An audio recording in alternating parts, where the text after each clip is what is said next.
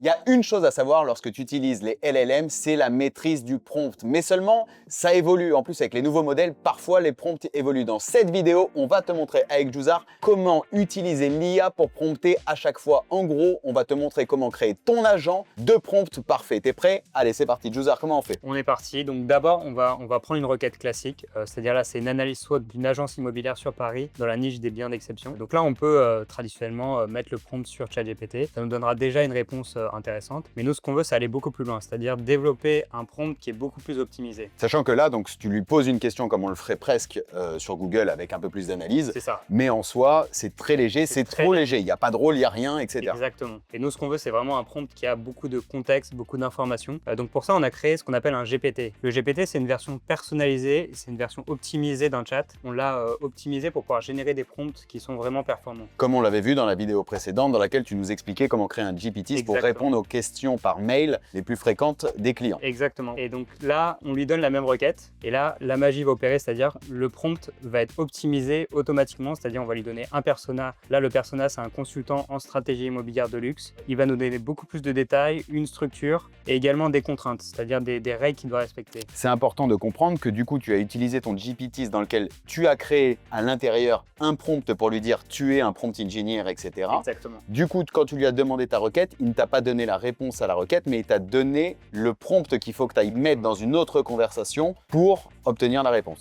On peut le voir, voilà, il nous a créé un petit tableau avec les forces, faiblesses, opportunités et menaces, et à chaque fois en détaillant chacun des principes. Et donc vous avez la possibilité bien sûr d'y accéder, d'utiliser ce GPT. Pour cela, vous allez juste aller dans Explorer, cliquer ici, Booster Digital, et il s'affichera. Et voilà qu'on a notre premier GPT ouvert. Optimisateur de prompt. Magnifique. Et donc chacun pourra l'utiliser. Donc plus besoin de savoir réellement prompter. Le mieux, c'est d'utiliser ce GPT ou de se créer vous-même votre GPT de prompt engineer pour lui poser directement vos questions. Il vous fera le prompt parfait que vous irez ouvrir dans une autre conversation. Good? Parfait.